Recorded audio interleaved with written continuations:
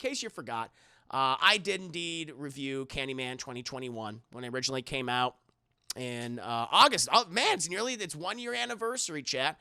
The film came out on August 27th, 2021. I think it originally was delayed because of the pandemic.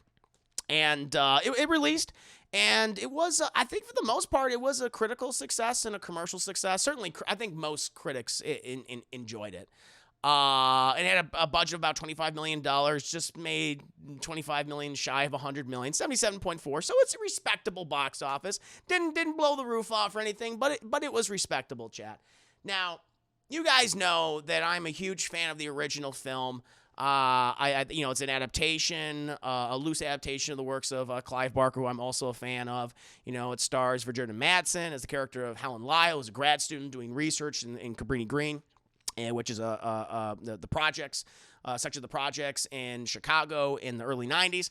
And she learns about this urban legend of the Candyman, chat, who has killed numerous people in that area for decades. It's almost like an urban legend created by the people that live there as an excuse for the violence that occurs there.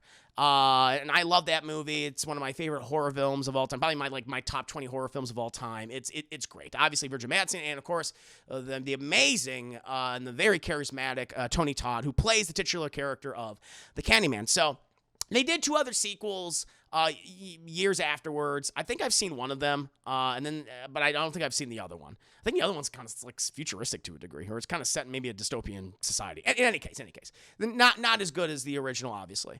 But however, I was really excited for this movie.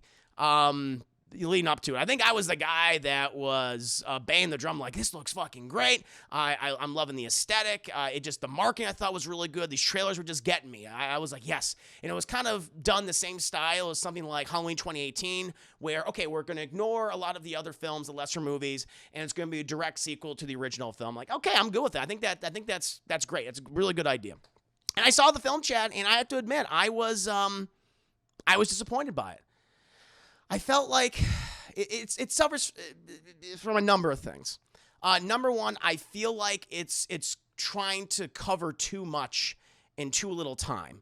It's like, yes, the original Candyman is dealing with socio-political topics, particularly with the economic disparity between rich whites and poor blacks living in Chicago, and the deplorable conditions of these projects and these buildings that a lot of black people were forced to live in. Again, talking about the economic disparity.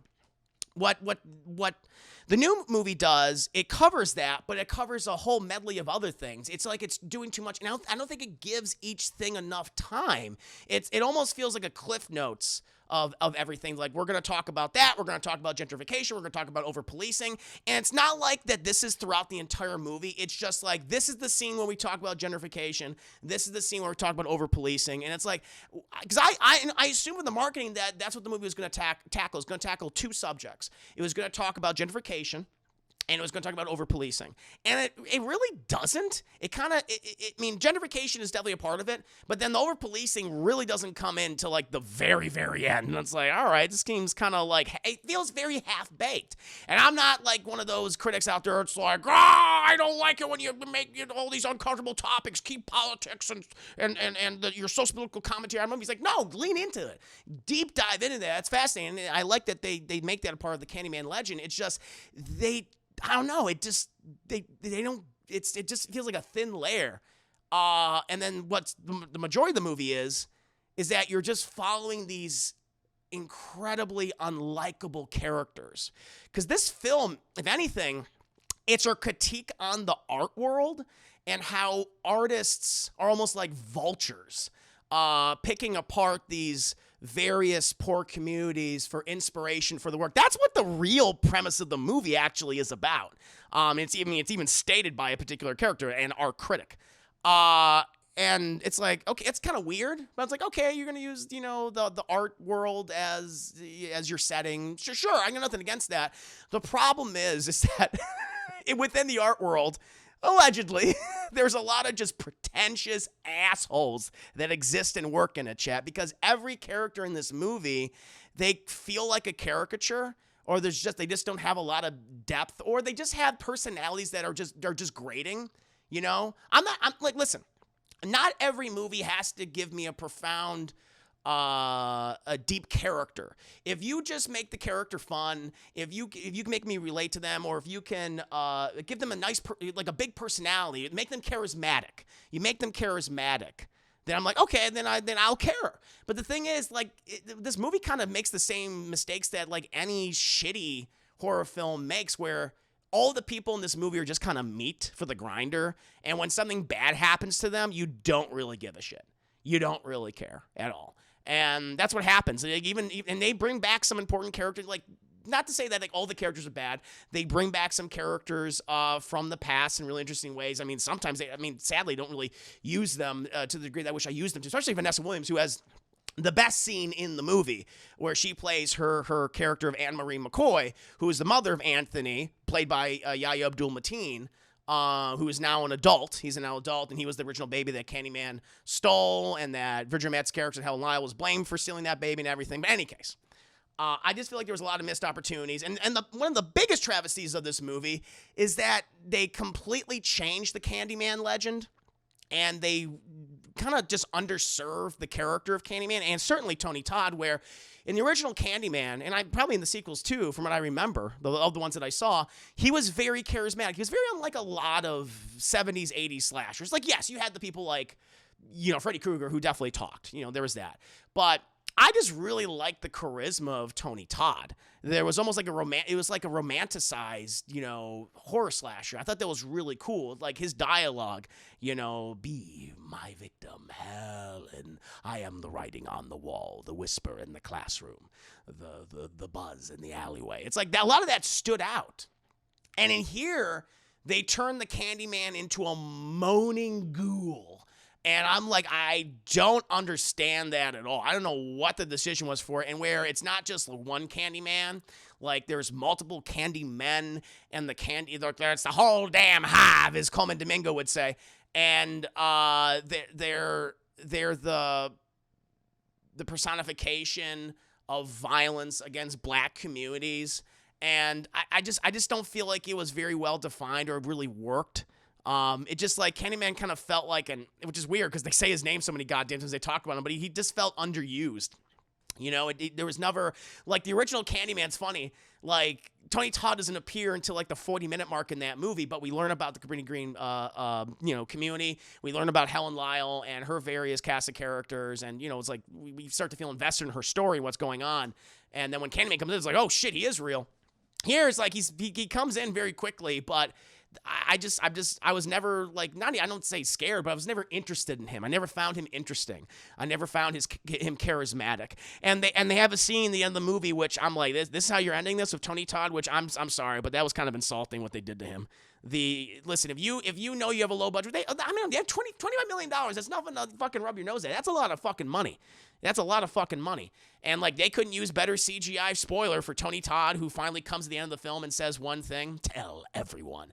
And it looks so bad. It's like, just have him the way he is. Just have him the way he looks now. Who cares if he's older? It kind of makes sense. You could say like the legend's been gone for it's been gone for 30 years from the public zeitgeist, from the socio-political zeitgeist. So maybe that's why he looks older. He's weakened. But I didn't like it at all, and I recently rewatched it again, and I gotta say, a lot of the shit holds true. At least my original opinions do. Like, maybe I appreciate like the way the film looks. Like, I think some of the cinematography, not all of it. There's some weird shit, but like the how it's framed, and the use of the shadow puppets for the flashback sequences. So instead of relying on archive footage, you see pictures of Virginia Madsen's character and everything, but I really like the creativity of the shadow puppets to tell the background, even if it's the same story you've heard about it, like Daniel Robitaille, which is the Tony Todd Candyman. How they did that while like Colman Domingo, Candyman,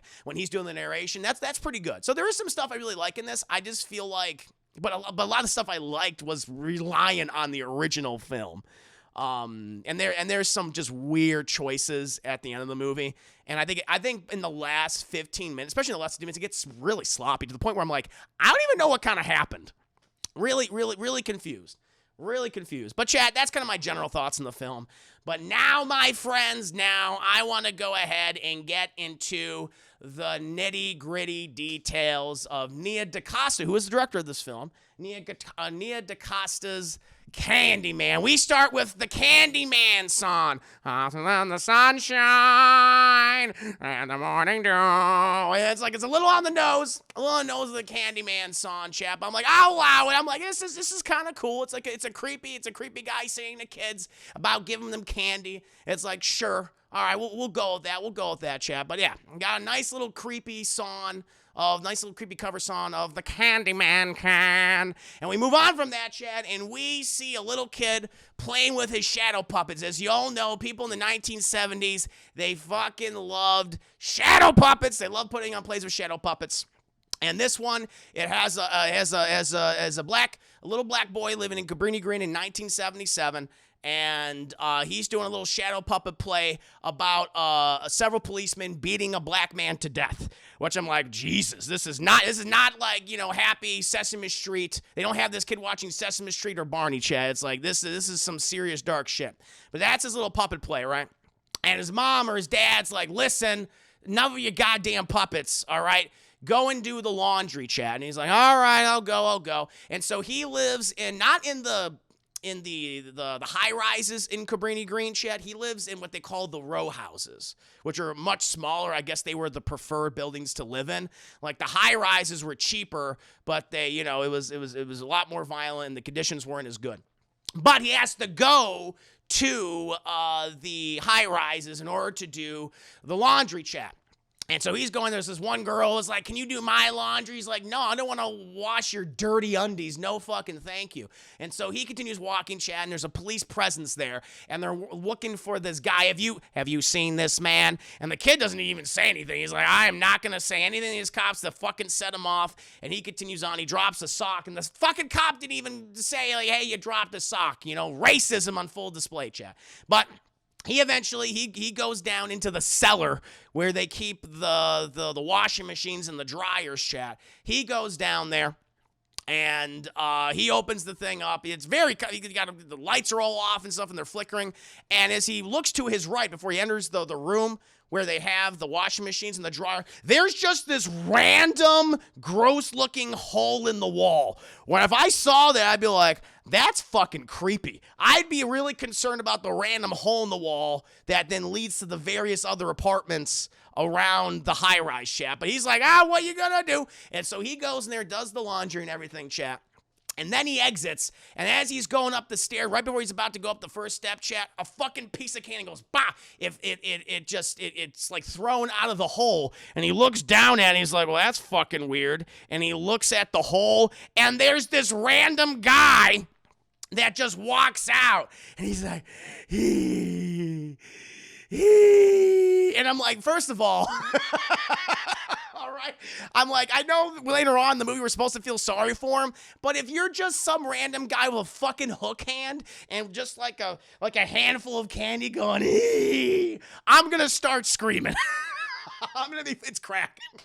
Might as well then. We don't fucking know. And he's like, and poor little Billy Chad, he's scared. But we are moving away. We are moving away from little Billy Chad. We're moving away from him. Oh, he also screams. He's like, ah! And the police, they hear this, and they're like, we hear a black kid crying. Let's go and investigate, boys. And they go and try to find where the screaming is coming from. We then cut, Chad, and we finally get Candyman. We get the Candyman logo, and this is cool. I didn't realize this at the time because I was doing a little research for the movie, Chad. I wanted to learn more about it. What was Nia DaCosta and Jordan Peele's intentions for this film? And I thought this was kind of interesting because I remember liking the opening of the film. At this point, I think the movie's doing well. I'm liking this movie so far. It's creepy. It's weird. You got a random hook man. You got who lives in a hole in the wall giving out candy and all that. But this movie, it starts where it's like the camera's looking up and you're going like down this street and you're seeing the buildings pass you by. So this is the antithesis of the original opening to 1992 Candyman, where the camera was above the buildings and you're looking below on the street. And it's symmetry. It's like, oh, that's fucking cool. I didn't realize that at the time. And I really liked that. I thought, oh, that was nice.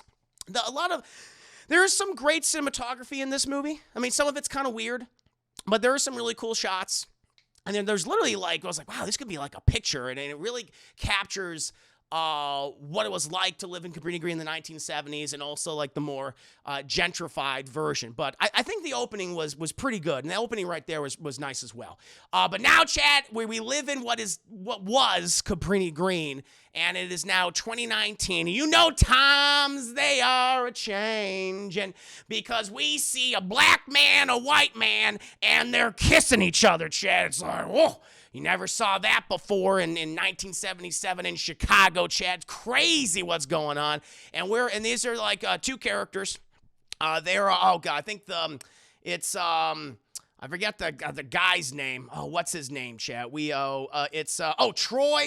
We have Troy, Chad, who is the brother Teyonah Parris in the movies, her gay brother, and we also introduced to his boyfriend Kyle, Chad, and they're bringing like some wine over, and they're talking back and forth about like, it's like, I just want your sister to like me, and she's like, she's gonna love you, you're the best man that I've ever been with, and it's like, cool, very cool. And eventually they go there and they meet Troy's sister Brianna and her boyfriend Chad, which I guess she's been seeing for like maybe like a year and a half or whatever, Anthony. Right, and Anthony's played by Yahya Abdul-Mateen.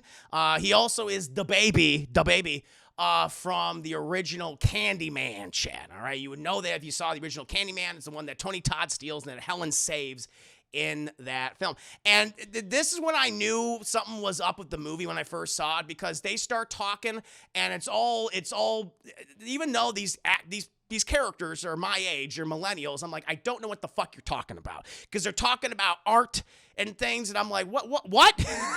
I don't understand. I felt lost, Chad. I felt very lost. But eventually, as they're talking, we get to the gentrification. I was like, they're bringing it up here right now, because the conversation finally moves to like this apartment, and the characters, I think it's both Troy and Brianna who bring up originally, saying that all these fancy new apartments, they were built on the properties that was once Cabrini Green, and that's what it is. And they're like, oh shit, what's that all about? What was Cabrini Green? Says Kyle and Anthony, and he's like, and Troy and Brianna are like, well, Cabrini Green was the projects created by the white man. What they did was they built this affordable housing, right? And they then said, oh, to all the black people, go ahead, move in, it'll be great. But then all this stuff was made for cheap, and they didn't provide the economic opportunities for all the black people that live there. And then these places, they became worse. But eventually, they were in the process of gentrifying them later on, where they had white people move in, and they started to, up all the prices and everything, which then forced all the black people out. And that's how gentrification works, Chad. It's horrible.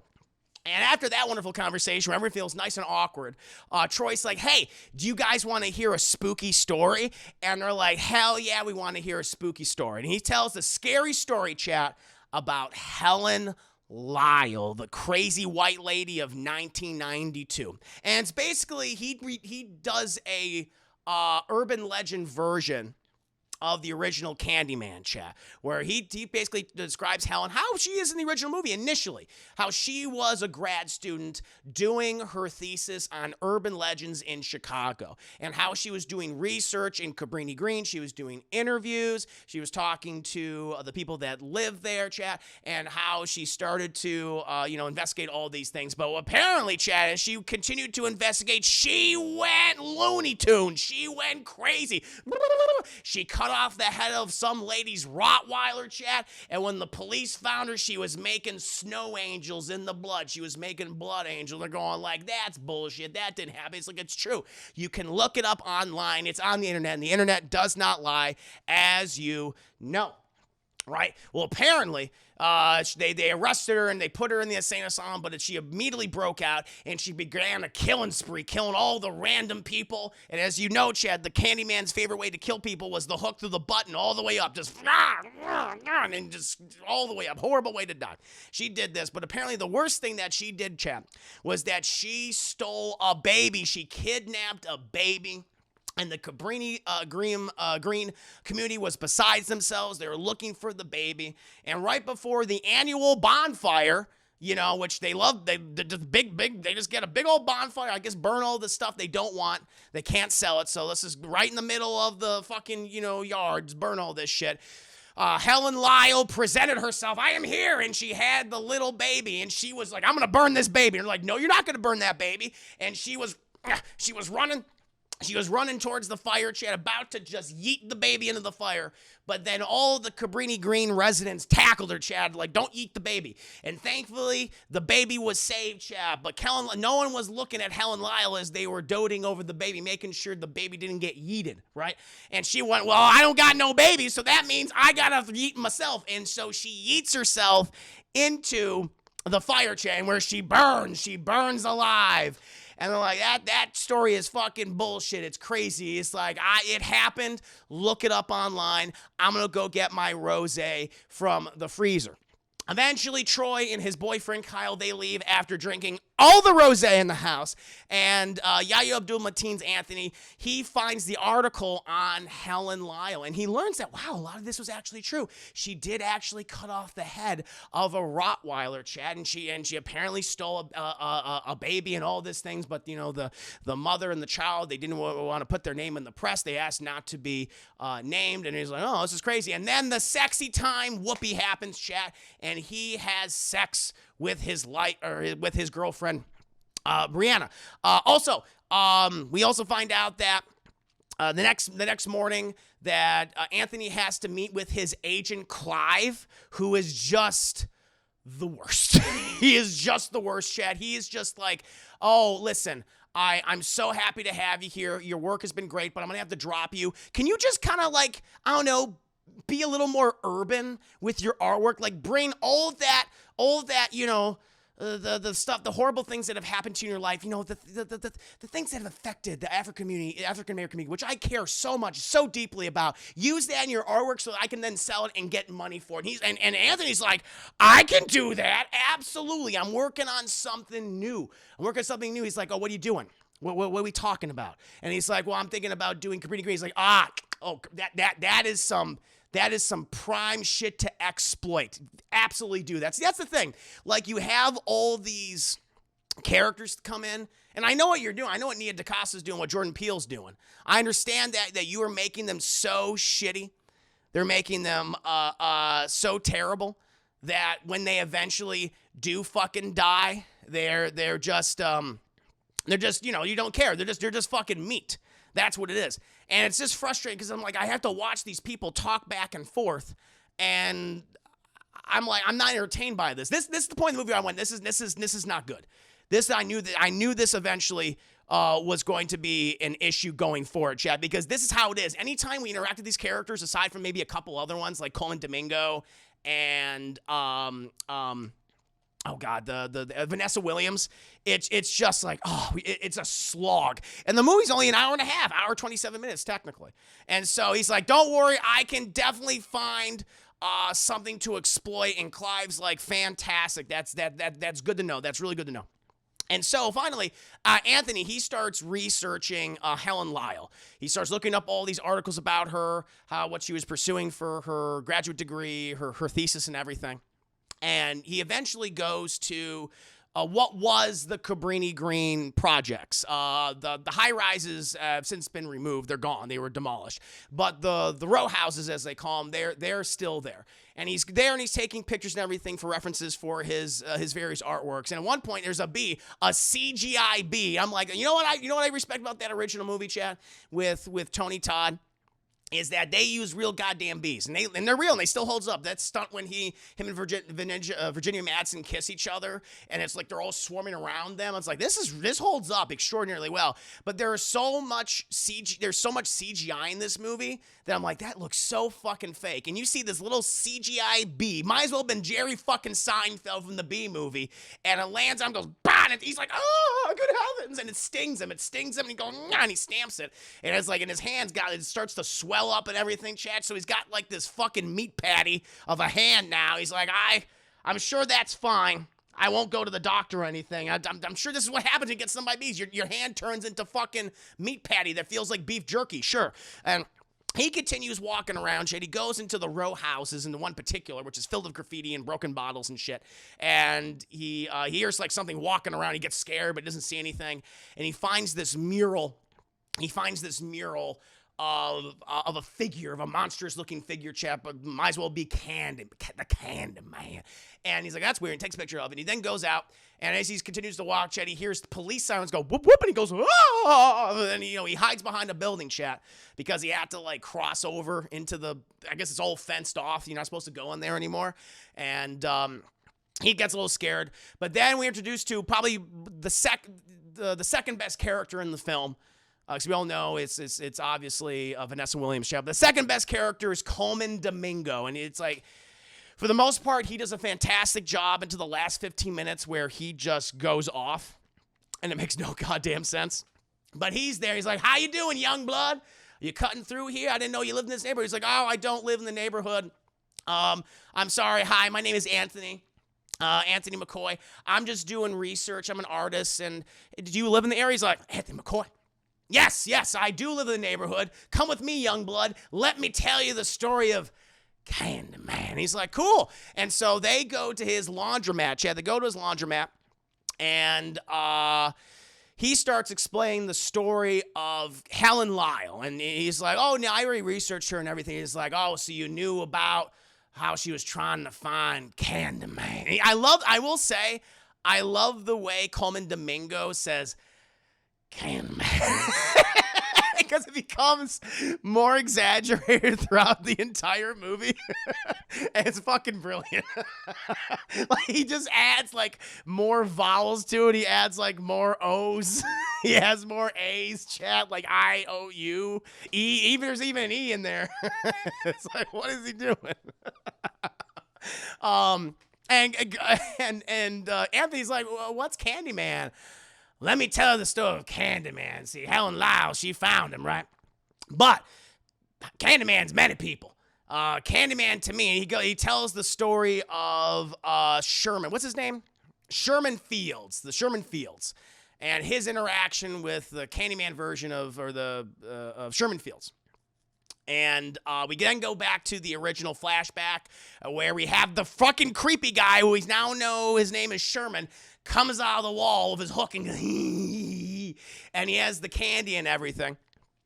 And he explains that, like, the reason why he was on the run was hiding from police inside the fucking walls of Cabrini Green was because, and what he did was I guess, they don't even like, explain it. Like, was he mentally ill? Like, I don't even know. We don't know. He's living in the fucking walls. But what the Sherman Fields did, he would go around all the parks and all the, the place where kids were, and he'd hand out candy to them, okay? Seemingly innocent, but nowadays, it's like, that's kind of fucking creepy. It's creepy how they show in the movie. But in any case, apparently, it had been Halloween, and a little white girl, Chad, the little white girl, she was sucking on a piece of candy or something, Chad, sucking on a Jolly Rancher, and that fucking thing had a razor blade in it. And so all the white people got really mad about it, and it's like, you gotta go find Sherman Fields, because it was absolutely him that did it, that put that razor blade in that blueberry, raspberry, Jolly Rancher. And the police went, oh, sure, we'll do that. We'll definitely do that. And they've been looking for him, but he's been hiding. They don't know he's been hiding in the walls.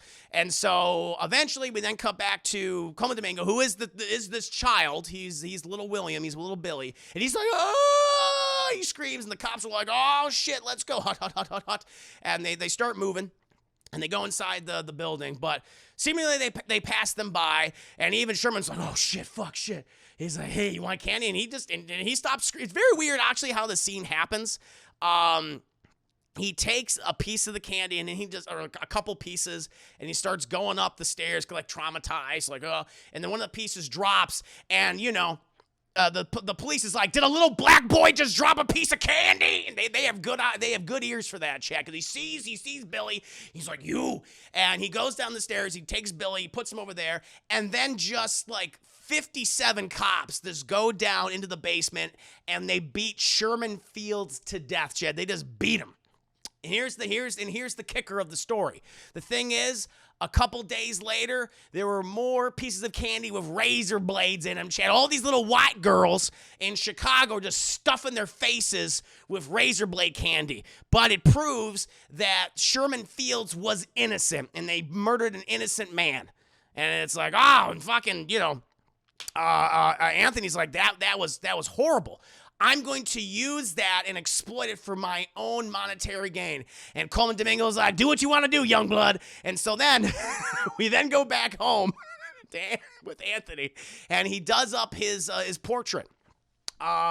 Eventually the wife comes home. She's speaking French. I don't know. She's like an art dealer, and she runs a studio, and she works with Clive, who was also Anthony's agent and stuff. And that's the other thing. She's upset because Anthony was supposed to go to dinner at his mother's house, and only Bree went there. And which I'm like, God damn it, I want to see more of Vanessa Williams in this movie, but they only give her one fucking scene in the film, which is a huge mistake because she was excellent in that scene, but whatever. And she's like, your mom's upset. And he's like, I don't care about my mom. I only care about money and art. And I love art so much. I want to show you my artwork. And I have to admit, he shows her the picture, and the picture just fucking sucks. It looks bad. I'm like, he's like not a very good artist. And she's trying like what it is, it's basically it's a picture of Sherman Fields and dead, but like he has all these hands like over him, and some are in fists, some are open. And I have to admit, it just looks bad. It doesn't look good, He actually gets better when he becomes like gross and shit later on. He paints some like really cool, disturbing looking pieces of artwork of past Candyman, if you will. But she's like, it's mid, as Gen Z would say, very mid. Very mid. But he's really into it, and he's like, for whatever reason, he feels really connected to the Candyman story at this point. And he's like, it's really cool because this old guy, Colman Domingo, she's like, who's that? It doesn't matter. He's great, though. I love him. I'm exploiting him for money. He said that you can summon him, and he'll kill you if you say his name 5 times. And Bree's like, I don't want to do that in our nice apartment. I want to get blood everywhere. He's like, just say it. It's cool. And he's like, Candyman. She's like, stop it. He's like, Candyman. She's like, no, don't do it. But he says it a 4th time. She's like, don't say it that 5th time. He's like, okay. Candyman, and nothing happens, and they start kissing and smooching, like, go. Then she notices that his fucking hand is a giant, engorged, just sloppy-looking meat patty, and she's like, what's wrong with your hand? He's like, bee sting. She's like, oh, whatever, don't worry about going to the hospital. He's like, don't worry, I don't have health insurance, it's fine. And it's like, that's going to be a problem later on. Eventually, though, we go to the art show.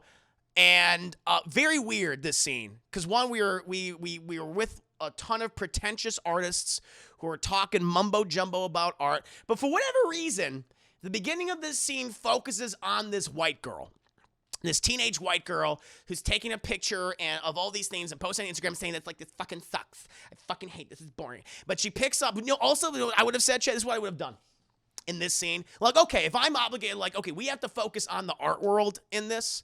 And, like, it's kind of a good idea. The idea of where you have these artists and they exploit tragedies of the past for their artwork and their own monetary gain. Like, that's actually kind of interesting. I just don't think it's handled all that well. I just feel like it's, I don't know. You got to give the characters more depth because after a while you just kind of hate them. But in any case. What would have been cool, though, for this scene is if one of the exhibits was the lament configuration from Hellraiser. It was like one of the other things there. It's like, ooh, that would have been cool. And you could establish like a Clive Barker universe. Because that's the thing, the box, which is used to open up. It's a key. It's not a box. It's a key to open up different dimensions. And it famously opens up the Hell dimensions in the Hellraiser series. So I would have had that in the background or there as an exhibit, but whatever. I'm not, being contacted as someone to consult over Clive Barker work shed or Candyman or Hellraiser. But in any case, we followed this white girl, and she finds Yahya Abdul-Mateen's exhibit, which he has the mirror, and it's a whole explanation of it and everything. And it says to say Candyman 5 times. She's like, this is fucking stupid, but I'm gonna take a picture of it. And she takes a picture of it, and her mom's like, hey, honey, we can go. She's like, finally, this place is so fucking boring. All these poor people. And she disappears for the next 45 fucking minutes. And it's so weird. She's like, the only reason why she's there is to set up a kind of unnecessary kill in the movie. Because all the kills in the film, I don't think are done well. I think they're just kind of like, either they happen to people where like, well, yeah, I expected you to fucking die. Or they happen to people that you honestly just forget about and who are just meat on hooks. Meat on hooks, get it. Anyway, Anthony's there, and people are looking at his exhibit, but he notices this one critic, this art critic who's also there. Oh God, I don't know what her name is. I think her name is like Miss Bricklebrack or something like that. And Miss Bricklebrack, the art critic, she's looking at his exhibit. And he goes over there, but Clive and Brianna, his girlfriend / wife, they're like, don't do that. Don't mess with the critics. Just let them do it. He's like, no, I want to talk to her. I want to explain it to her. And you're like, oh, boy. Because apparently, Chad, Miss Bricklebrack is like super caustic and nasty. That's what she does, Chad. She's like the worst of the worst. She's like the Armand White of the art world, if you will. A contrarian in every case of the word. And he goes over there. He's like, hi, Miss Bricklebrack. My name is Anthony McCoy. She goes, yes. And he's like, you want me to explain it to you? She's like, I don't understand this. And, you know, he explains everything. She's opening up, and it's not going well, Chad. It's not going well. He opens up the mirror, and within the mirror is his portrait, his really shitty-looking kindergarten drawing of Sherman Fields getting beaten by all those cops. And she's like, yes. Oh, this is so pastiche. This is so old news, and it's so often it's what you artists do. And he's like, what are you talking about? He's like, you guys are like, and she kind of drops some truth here. She's like, you artists are like vultures, okay? You come into these communities, you take these stories from the past and you exploit them, and because your whole thing is you want to make money from this. You don't want to bring attention to this. You just want to make money off of all this. You're a piece of shit. And she just fucking leaves. And he's like, oh, and she's kind of right, though. He is kind of a piece of shit. And for the rest of the night, he gets fucking shit-faced. He gets drunk. And, like, people are going up to him and like, hey, man, listen, that's what happens with some of these critics. They're a little full of themselves. And even Clive's like, hey, dude, my main man, I mean, I love your artwork. We're going to make some fucking money off all these dead black people. It's going to be great. Woo! And he's like, fuck you, Clive. Fuck you and fuck the rest of you pretentious assholes. This is art. I'm going to make more money. I don't need any of you. And he leaves. And everyone's like, God, what was his problem? And it's just assholes. Just all of them. You just don't care about any of them. He does do I will say this, Yahya Abdul-Mateen does act drunk very well in the movie. Like, sometimes it could be overdone. And you can be talking like this, but he's very subtle about his drunkenness, and you could tell he's kind of an angry drunk. He's definitely an angry drunk, but he almost, like, when he leaves, he also kind of fucking trips, and it's a very realistic trip that he does when he leaves the art studio. That's it. Also, he makes a reference that Clive is fucking his interns, because this one girl who's in the scene there for like a minute, and he absolutely is fucking his interns, but he just, he had that, just to use in case he was going to just burn all of his fucking bridges in the art world, which he promptly does in this moment, Chad, in this moment. Well, after Anthony leaves, it's all pissy. Clive and his underage intern girlfriend are cleaning up afterwards, and he's just complaining about Anthony, and he's upset that he called me a bitch. And I don't like when people call me bitch. It demasculates me. It just demasculates me. I'm very masculine. She goes, I know, babe, you're so fucking masculine. I love you. He's like, shut up, Brittany. I don't like you. And it's like, oh God, it's horrible. Eventually, though, the girlfriend's like, the thing is, though, like, his exhibit is, like, really cool. I, like, fucking love his exhibit. Look, can we say Candyman in the mirror? He's like, oh, I don't want to say Candyman. And he's like, what do you want to do? And he's like, I want to fuck. And she's like, I want to fuck, too, but I want to say Candyman first. It'll be kind of like, it'll be, like, really erotic horror. And she's like, that sounds cool. And so as he's basically fingering her and making out, she then says Candyman in the mirror 5 fucking times. Candyman. Meanwhile, we come back to Anthony, who is now going crazy. And, like, he's, like, doing more drawings and stuff, and now he's drawing himself as Candyman. But then he notices that there's a fucking a bee trapped in the mirror, and he's like, that's fucking weird. Eventually, though, we cut back to the other characters, Clive and his dumb girlfriend. And she says Candyman a 5th time, summons Candyman, who then who is not Tony Todd. It takes on the appearance of Sherman Fields, because I guess that's what the artwork is representative of his death, whatever. Sherman Fields comes on. He's like, he's just moaning and groaning, and he slits the throat of the girlfriend. And then we get just this scene is so weird to me here, because I'm like, at first I'm like, are we supposed to take this seriously? Because the dialogue that they give the actor who plays Clive is just goofy. Where when her body's dropped, he's like, oh my God, OMG, is this real? OMG, is this real? And he's like, oh, because her hand is also like still on his dick and like on his fly. She's like, get off of me. And then he's like literally putting his belt back on and like getting his zipper up as Candyman's just destroying all the exhibits, around him. And then he starts quoting Jeff Goldblum from Jurassic Park, where he starts going, oh no, must go faster. It's like, what is this? It just, I don't know. It just totally took me out of the scene. Like, I get it, you're referencing Jurassic Park, but why in Candyman? Why are you making this goofy? Anyway, this fat fuck, he tries to get out of the exhibit, but even though it's his fucking building, he owns the building, Chad. He can't open the doors. Just can't open them. They're fucking, it's push, not pull, you dingus. And he's like, why won't they open? It's pushing them. Just fucking push them. But it's too late, because Candyman, he hooks him by his fucking Achilles heel, which did look pretty painful, chat. And this guy didn't have the fucking wherewithal. He didn't have the knowledge to put his fucking hands up to protect his face, and goes, his fucking face hits that ground so goddamn hard, nose explodes, and he's dragged back towards his dumb girlfriend, and then Candyman just guts him, chat, from dick and balls, root and stem, all the way up to his neck, chat, and he bleeds out like a piggy. Chat. Eventually, chat, we then cut to Anthony, who continues working all night on his artwork. His meat patty hand looking grosser and grosser as time goes on, as hours pass by. Eventually, cut back to Brianna. She goes into work, right? And she finds the bodies of her boss, of Clive and the girlfriend. Oh! And we then cut to a news report. Anthony's watching the news report with both Brianna and her brother, Troy. And the news report's like, yeah, their bodies were found in front of the exhibit, Say My Name, about the infamous urban legend of Candyman.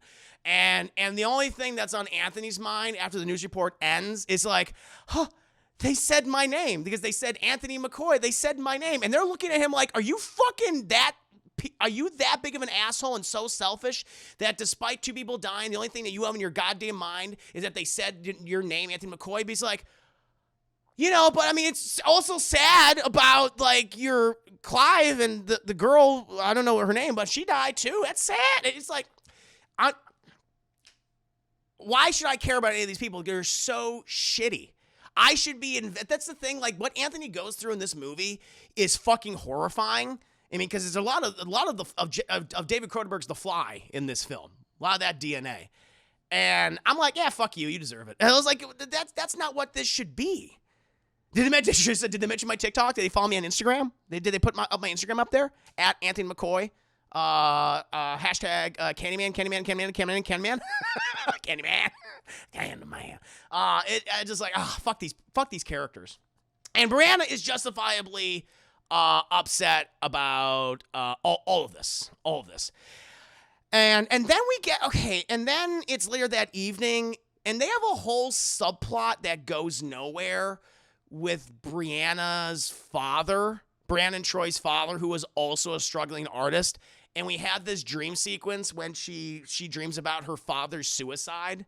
And I'm like, okay. They bring it up again in the movie. They bring it up 2 other times, and I'm like, I don't know what purpose this serves in the film. I'm still to this day, like, watching it now, I'm like, I don't know why this is here.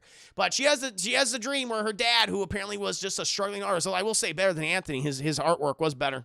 He's sitting at this windowsill, and, little Brianna's like, Daddy, what are you doing? And he's like, hey, honey, how you doing? She's like, why are you sitting by the window? So he's like, do you know that your daddy can fly? She's like, no. He's like, well, watch. And he just yeets himself out the window and just hits the ground dead. And she wakes up, and she's like, oh, God, Daddy. And then she sees a reflection in the mirror to like the bathroom. And she sees the Candyman. She's like, oh, good heavens. And then she wakes up. It was a double dream, Chad. It was 2 dreams in one. She wakes up and she sees Anthony in the bathroom. Anthony's just standing there like this with the water running. And she goes up to him and she's like, hey, are you okay? And he's like, I had a bad dream. She's like, oh, I had a really bad dream too. Are you okay? And he's like, huh? And he's like your dream. What was your dream? And he's like, what are you talking about? And she's like, are you okay? And he's like, I gotta use the bathroom. Goodbye. And he just like closes the door, and his fucking meat patty hand getting even grosser, chat. Looking really just, it's like it's scabbing over. It's leaking juice now, leaking honey. It's like that. You gotta go to the fucking hospital, but no health insurance. Shades a struggling audience. You know they don't got any goddamn health insurance. Eventually, though, we then get a very weird scene where he wants to continue doing research on Helen Lyle and the Candyman, and he goes to the Chicago University where Helen Lyle used to work, and he goes to this librarian and is so unnecessarily rude to her.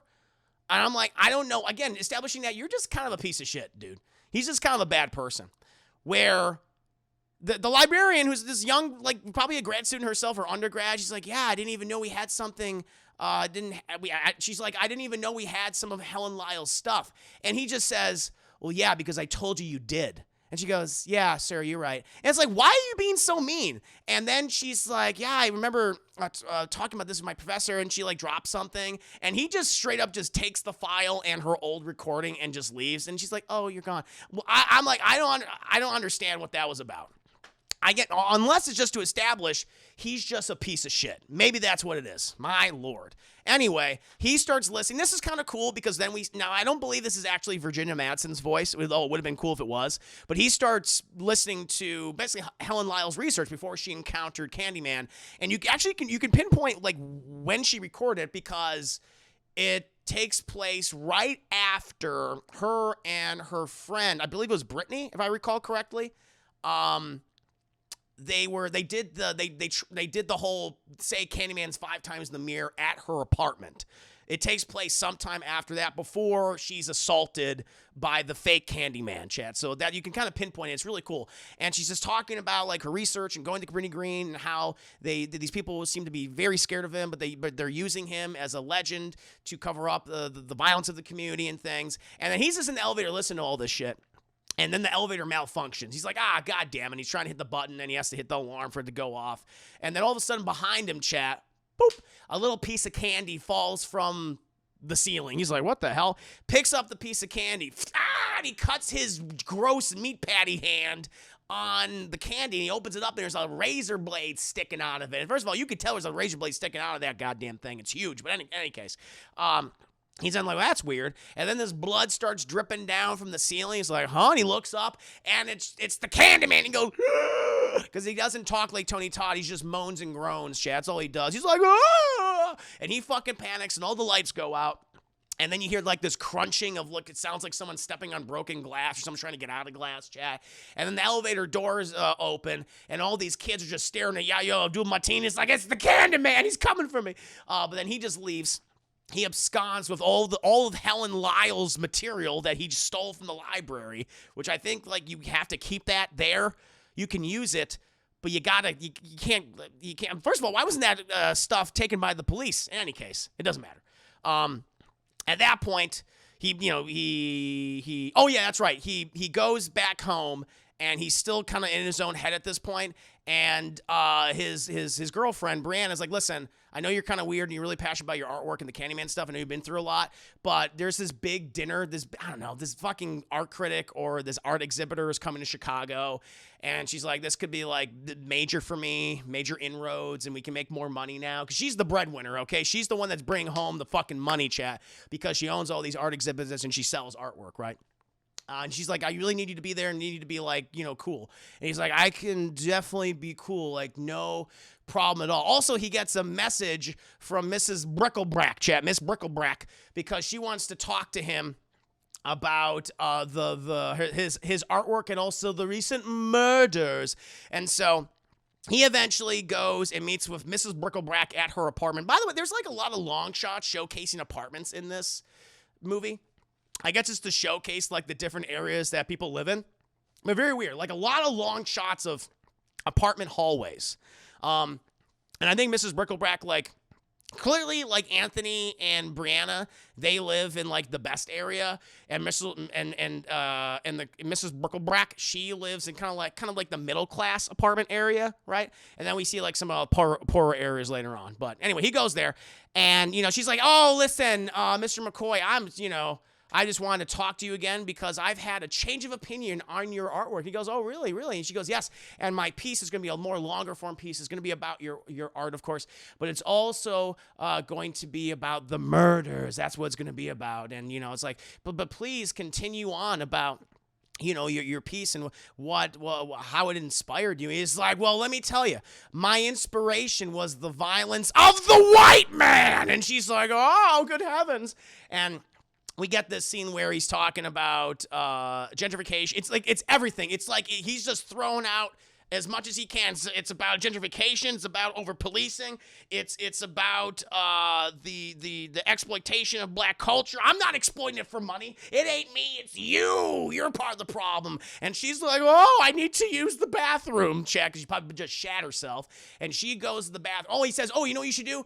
Just, you know, as an aside, you should say Candyman like 5 times in the mirror. And she's like, okay. And so she goes to the bathroom. And Miss Brickleback, she then proceeds to say Candyman 5 times in the mirror. Eventually, we cut back to Anthony, who is bored and begins. We've all done this shit. You ever have a scab as a kid? You ever have a scab as a kid and you just pick at that scab? The thing is, though, his entire hand's a fucking scab.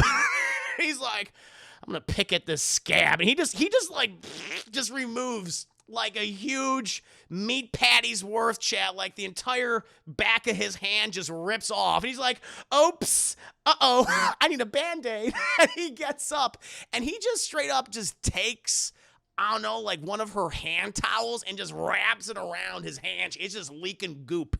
It's just leaking goop at this point. And he goes to ask where Miss Brickleback is. He goes to like her bathroom. He's like, "Excuse me, Mrs. Brickleback." The thing is, though, Chad, he starts hearing buzzing all of a sudden. He's like, "Well, that's fucking weird." And he goes to the mirror and he sees his reflection. He's looking at it. And he sees like a little bee. But then behind him, we have this one door. It's the bathroom door, but it's one of the misty doors, so you can't see inside. But he sees the profile of the Candyman.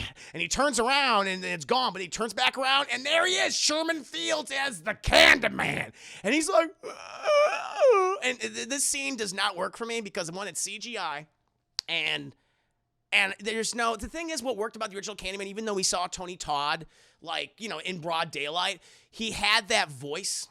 And I loved how they modulated it too, and so he was very imposing. Here it's just like this moaning ghoul, and Anthony's like, he's looking at it, and the Candyman in the mirror is mimicking his movements. They're going back and forth and shit. When he raises his weird, gross meat patty hand, that's the hook hand. He's like, oh, and he can't believe it. Eventually, Mrs. Brickleback, she comes out of the bathroom, and she's like, "Are you okay, Anthony?" He's like, "I gotta go. Bye-bye." And so she's like, wait, where are you going? And he leaves, and then we get this fucking far shot, this huge fucking far shot. Outside the apartment, we watch Anthony leave, and then she steps out, and we're watching her window, and all of a sudden, she's fucking lifted up into the air, chat, and her fucking throat is slit, and then the guy just fucking Candyman, invisible Candyman, just like starts ramming this CGI body against the window and just drags her around, and personally, I just kind of thought it was funny the way it looked. And she dies. And then he's fucking, again, from vagine, Chad, all the way from the vagine, all the way up to her neck, just guts her. And she dies. So Miss Brickleback is no more, Chad. Well, at this point, Anthony goes to dinner, and it's very awkward because his meat patty hand is leaking on everyone's food, and it's very, very rude. And, you know, he's picking at it. He's, like, poking at it. It's like pustules coming out, like pus and everything, yellow, all sorts of flavors and colors. And like the one goes like, "Don't touch it. It's like you're gonna infect it." And he's like, "Don't tell me what to fucking do, bitch." And everyone's like, "Whoa, dude." And then there's this one, I don't know, the person that Brianna is talking to, like she's the guy that that she wants to like work for or make some major inroads with. And he's like, Chicago, it's just gotten so much better. Like, I was so afraid to come here because of all the violence, as we all know. It's such a violent community. But now, like, this area, it's beautiful. And all that. And G. Brandon's like, absolutely, it is very, very beautiful. And Anthony's had enough of the white man. And he leaves, chat, because he needs to talk to Colman Domingo again. He needs to talk to Colman Domingo. And so he goes and sees Colman Domingo. He's like, tell me more about Candyman. Is he real? What the hell is going on? And Colman Domingo, let me tell you about the original Candyman. And we learn about the original Candyman, Chad, which is the Tony Todd Candyman. That is the Daniel Robitaille story. It takes place in the late 1800s, 1880s, perhaps 1890s. Daniel Robitaille was also an artist, a talented artist. So I guess that's the symmetry, that's the similarity between Anthony McCoy and Daniel Robitaille. They were both artists. And Daniel Robitaille was a very talented artist, chat, and he would go around the country painting portraits of various people, mostly rich white families. And he painted the portrait of this rich white industrialist and his daughter. Well, chat, fucking Daniel Robitaille made the worst mistake of his life.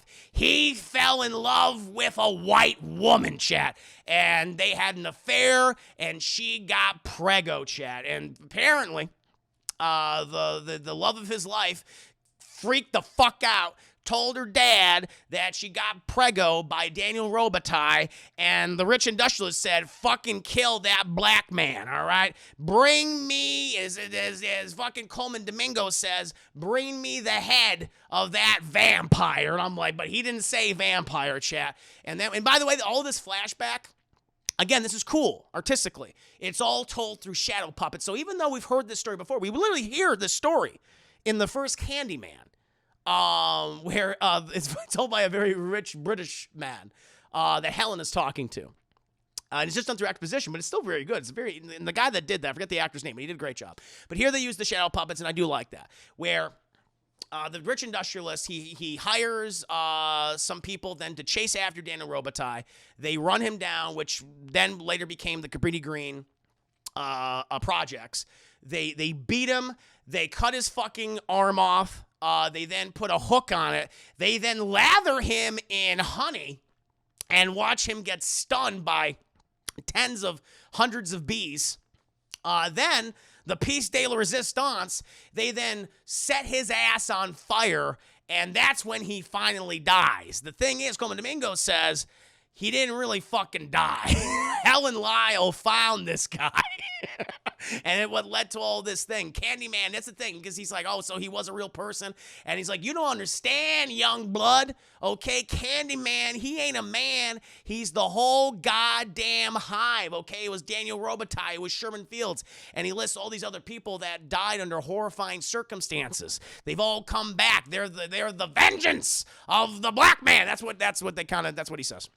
And he's like, oh, Jesus, well, that doesn't sound too good. That doesn't sound too good at all. And so then eventually he goes back home. Before he gets back home, Brianna, she goes into his art studio where he's been working on all the artwork, and there's all these horrifying fucking pictures of the various Candyman, chat. Everyone from Sherman Fields all the way back to Daniel Robitaille, right? It actually looks really fucking good. I have to admit, it looks really cool. Like, these are the fucking pieces that you should be putting in the studios. I'd buy one of these. You bet your ass I'd buy that one of Tony Todd. It looks really cool. Any case. She sees this. She's like, oh my God. He's like, don't look at these. Don't look at them. No, they're horrible. It's like, stop all this sensitive artist crap, Anthony, okay? You need help. And he's like, you don't understand. You understand. She's like, what don't I understand, Anthony? Okay. He's like, the Candyman, he's real. And she's like, Candyman isn't real, Anthony. Look, I'll prove it to you. And she goes to a mirror and she starts saying Candyman. He's like, no, you crazy bitch. And he grabs like something. He grabs like a brick or something or some art stuff, and he breaks the mirror. He starts breaking all the mirrors, and it's like, don't do it. I've made a horrible mistake. It's a horrible mistake. And she's like, I am leaving. You're fucking creepy, and you're scaring me. And eventually, she leaves.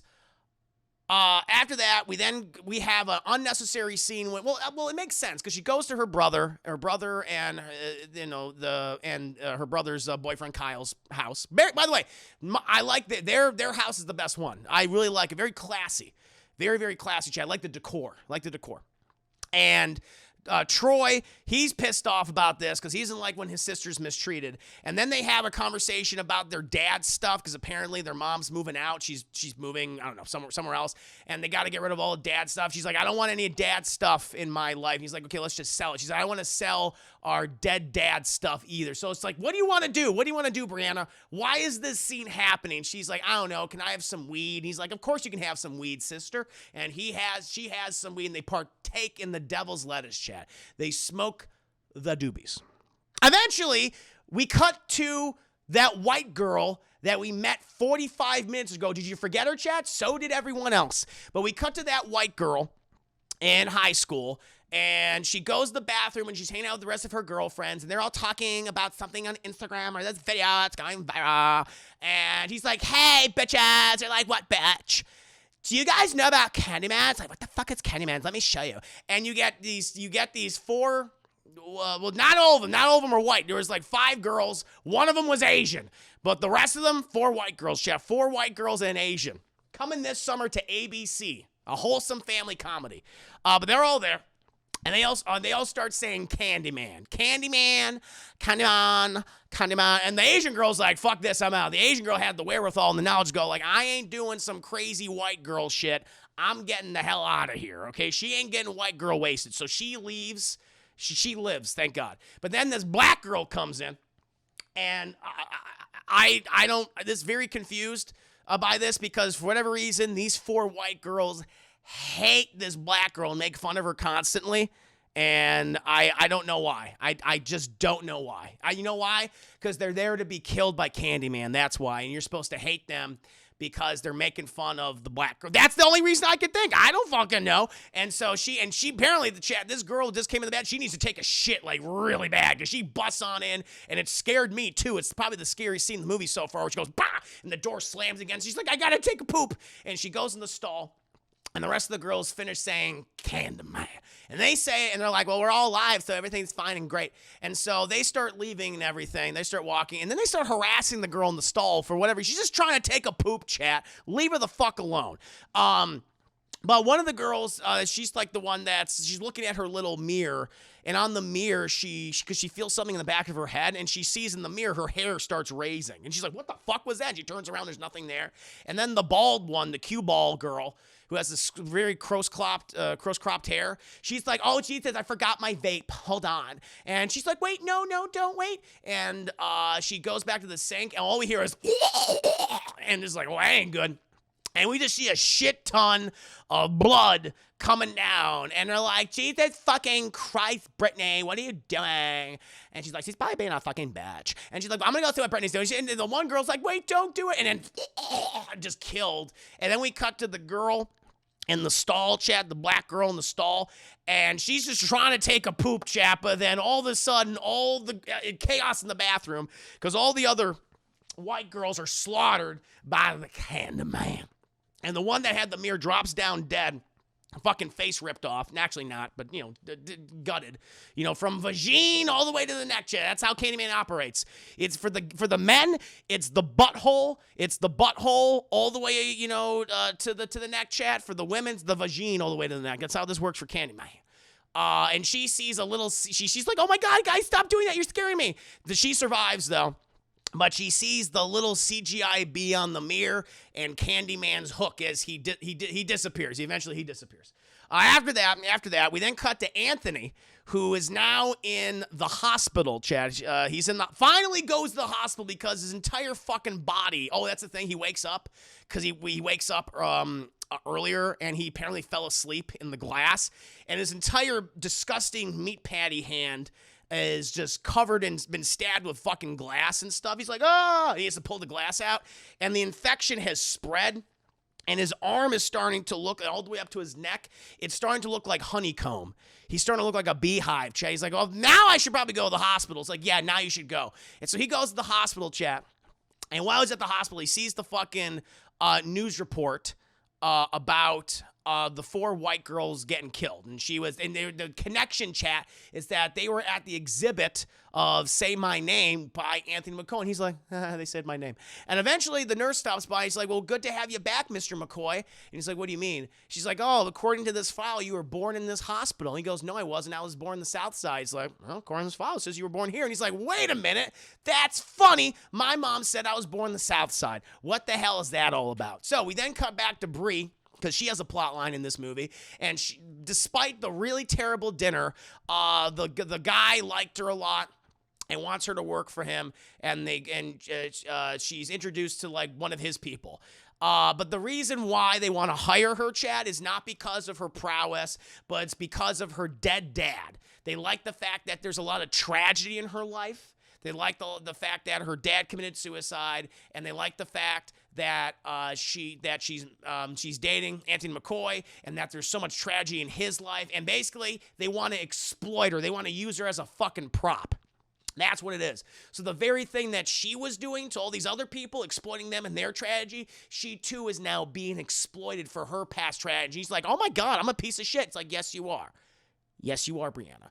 Eventually, though, we get to other than the Colman Domingo scenes that we've already had, we then get what I feel like is the best scene in the entire movie, where Anthony goes and visits his mother, Anna Marie McCoy, played by Vanessa Williams, who honestly should have been in the movie more. She gets one scene, and it's By the way, she looks fucking incredible. I mean, aged extraordinarily well, Chad. She's apparently, in her 50s? It like doesn't look like she's in her 50s at all. But anyway, she's surprised to see him. And, but he's like, sorry, Mom, I haven't stopped by. I just got to talk to you about a few things. Doesn't realize that he looks like he's rotting away, that his meat patty hand is now like, 3 times as swollen before, but whatever. They're talking, and he's like, Mom, I learned some weird things, and she's like, oh, but she's like, oh, yeah. Are you painting again? Is that what you've been doing? You've been painting, been really busy? He's like, Mom, this is serious. I want to talk to you, okay? I've been doing some research on Cabrini Green. She goes, And I've been doing research on a person named Helen Lyle. And she's like, yeah. And Candyman. She's like, don't say that name. Don't say that name. Don't say that name around here. He's like, why don't you want me to say that name, Mom? Why? And she's like, listen, there's some things you don't know. She's like, Mom, what happened? Who am I really? And she's like, oh, God, I knew Helen Lyle. She was the one that saved you from the fire. And he's like, oh, God, he realizes that he was the baby. He is the baby, and which is great. He realizes he was the baby in that fire. I originally thought she kidnapped you, that she took you, but she saved you. And then we get like it all told in the shadow puppet flashback, and it's really good. She was the one that saved you. Candyman, that he was the one that took you, but she brought you back to me, and he took her. And I just never thought that he would find you again. We swore on that day, all of us swore on that day to never speak his name again. And that's why he's not powerful anymore. That's why Candyman hasn't existed since that time, because no one talks to him. No one has talked about him. But then she mentions someone broke the pact. Someone's trying to bring him back. And he's like, I guess he's found me. I guess he found me again. And then she's like, no, baby, no, you just got to come back to us. And then she finally notices that he's gross now. It's like, did you not notice his entire fucking arm and face looks like a honeycomb? It doesn't matter. In any case, it's a really good scene. And he's like, I got to leave. I got to go. And he leaves. And she's like, no, baby. And she just like, whatever. She chases after him for like 5 steps. She's like, forget it. Whatever. No, it's not true. That's impossible. Very much. We then cut to him. He then goes back to Cabrini Green, the row houses, and just standing there in the middle of the road. And he then looks at this one house where there's suddenly these flashes, looks like gunshots, and he goes into that house and disappears. Eventually, we then cut to Brianna and her brother Troy, and they've finally gone back to the apartment, and they're looking for Anthony because they have no idea where he is. He's not answering his phone. And she calls all these numbers. They haven't heard from him. But she realizes there's this one person she hasn't gone to, and that's Colman Domingo, the laundromat owner. And so she eventually Goes there, didn't find him, goes into his office, looks around, he's not there, takes a pen, by the way, He's like, I'm gonna take this pen for reasons. And then she opens this one door, opens it up and looks down. It's like this basement. It's completely fucking dark, no light. She goes, nope. Instant advertising for Jordan Peele's Nope coming out, chat, July 22nd. Can't wait to see it. But she turns around and she tries to open the door, chat. But it's the same fucking situation. She's pulling on it. It's a push, goddammit. It's a push door. She's like, the door won't open. And then suddenly, chat, bah, she's attacked from behind. And she's chloroformed. The person's like, does this smell like chloroform to you? She's like, and she's been chloroformed. And who's the person that chloroformed her, chat? It's Colman Domingo. He did it, but he's been so nice. Why would Colman Domingo suddenly do something like that, like chloroform Anthony McCoy's girlfriend/wife? I don't know, chat. It's crazy, though. Speaking of crazy, we then cut to a church. We then cut to, we get a sister, we get a flashback to his sister. And so we see a young Colman Domingo who is playing with his shadow puppets, but his sister and her friends, they're going to play the Candyman game, and they're going to summon Candyman in the mirror, and he really wants to play. They're like, you can't fucking play because you're stupid and you like shadow puppets. He's like, no, man. And they do the Candyman. They say that fifth time, and we just hear them get disemboweled, chat, from vagine all the way to the neck. And he opens the door and just sees all of his sister and her friends just eviscerated, and we see the Candyman hook on the shower curtain just suddenly pull the curtain back. He's like, and then we cut to Colman Domingo. Is like, I love Candyman. We then cut to a church on the Cabrini Green premises where Colman Domingo is using his white guy voice to call the police. Oh, God, listen, guys, it's very concerning. I was walking by the Cabrini Green projects. I know it's very dangerous over there, but I think I saw a black guy with a hook, and he's killing people. Please send someone quick before this black man kills us. He then hangs up the phone. And then, because then Brianna comes to, and she's like, what the fuck is going on? And Colman Domingo, he sees at the front of the church, he goes, I'm crazy. He's insane. And his whole thing is, I don't really get it. I can only guess that his thing is he feels some form of guilt over Sherman Fields. And I guess seeing all the murders and the violence has driven him crazy. And now he wants to bring back Candyman and use Candyman as a means in which to kill Whitey. That's about it. That's all I know. And so I don't know. According to his weird fucking mind, the baby will return. The Anthony McCoy baby will return, who was chosen by Candyman to be Candyman's successor. I don't know. This is the last 15 minutes of the movie, so they're being very quick and loose with the rules at this point and the chronology and the past events of the first film. And he's like, the baby was prophesied to return to the church, and now I shall make a new Candyman. And he then brings Anthony out, who's gotten even grosser. He's now looking like fucking Harvey Two-Face and like Harvey Dent from Batman, where half his fucking face is like a honeycomb and shit. And he's like, candy? And it's like, yeah, it's candy. And his arm's all gross now, and his fucking dick fell off. He's not rocking a dick anymore, Chad. Just turned to honeycomb, and that shit fell off.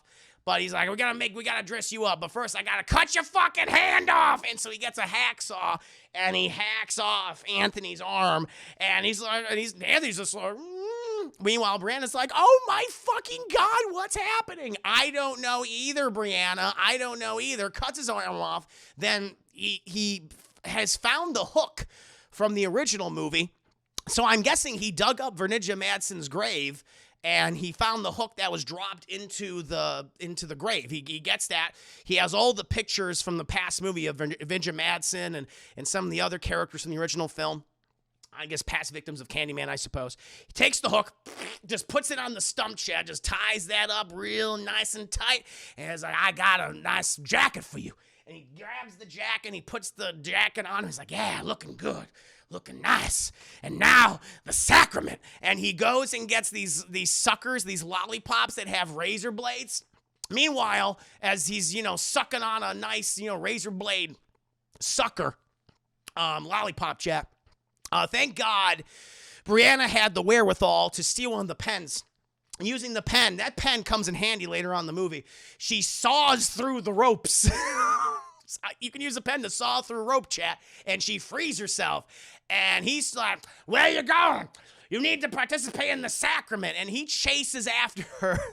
And the cops are coming. Woo! The boys in blue are coming. Woo! And he eventually chases after her in the underground tunnels of Cabrini Green, which I did not know exist. But apparently they do, chat. Unless he fucking personally dug them up. I don't know. Maybe he made the tunnels himself.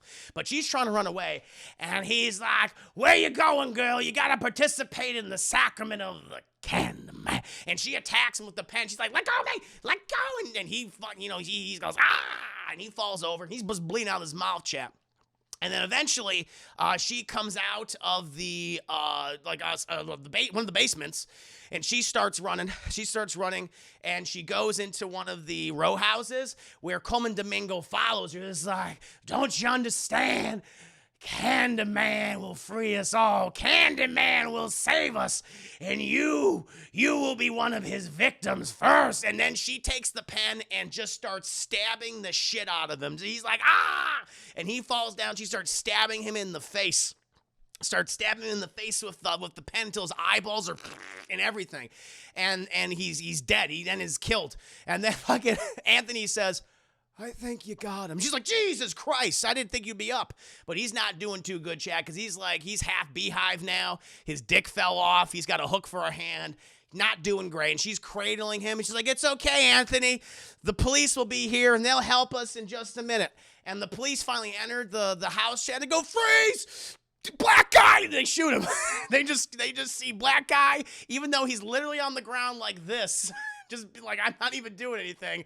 And they're like, well, we got to shoot you. And then boom, they shoot him.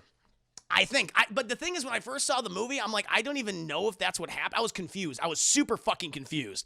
But I guess when they entered it, they saw him kind of laying there like this. And they're like, well, black guy, we got to shoot him. And that's what they did. They then arrest Brianna, put her in the back of the car. And then the cop comes in, sits in the front of the car. And he's like, all right, listen. What happened in there? Ooh, tragedy, right? I mean, the way that Blackman came at Officer Jones with that hook hand, that's what happened, right, Brandon? She's like, what are you talking about?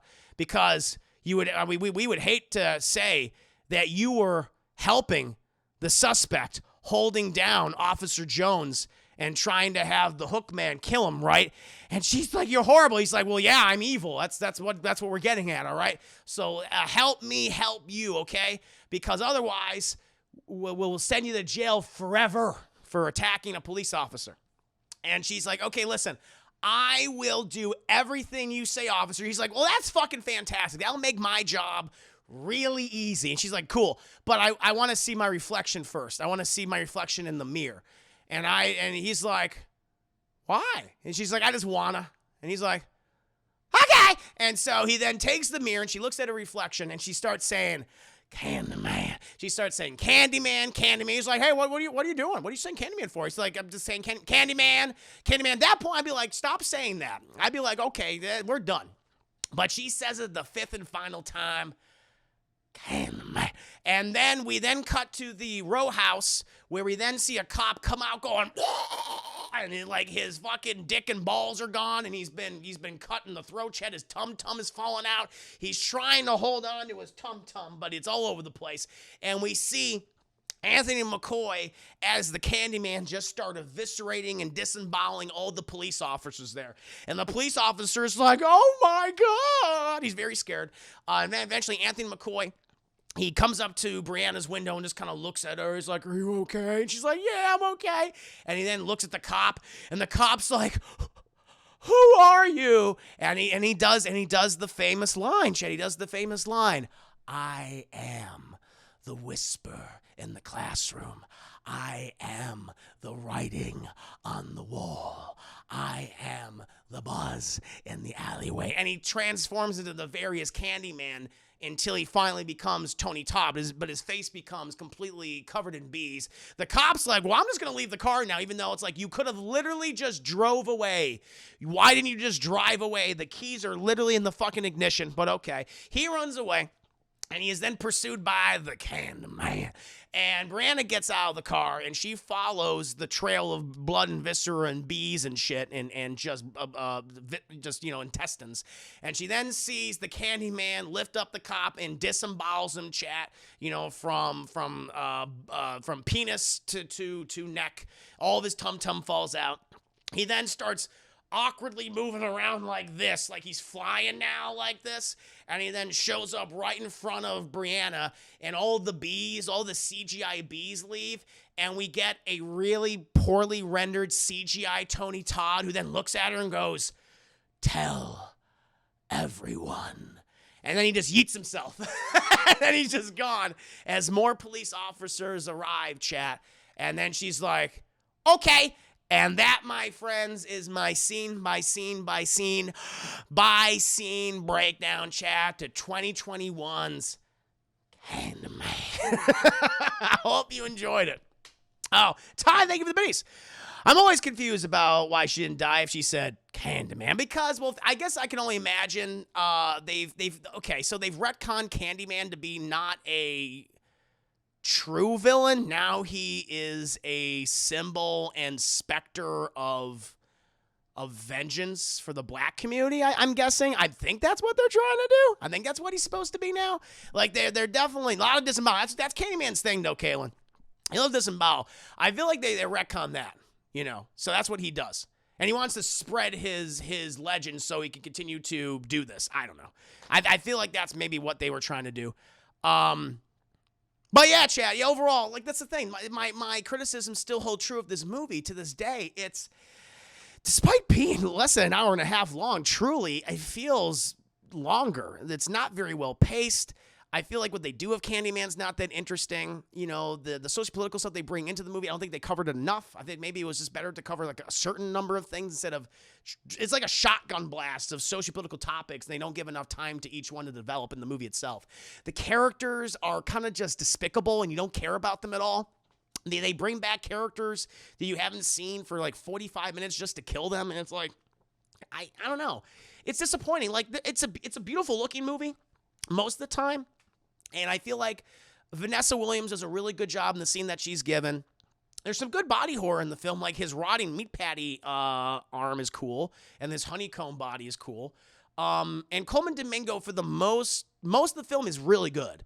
It's just when he totally he just becomes, I'm crazy. Like in the last 15 minutes, it's like, where the fuck did this come from? It's very, very weird.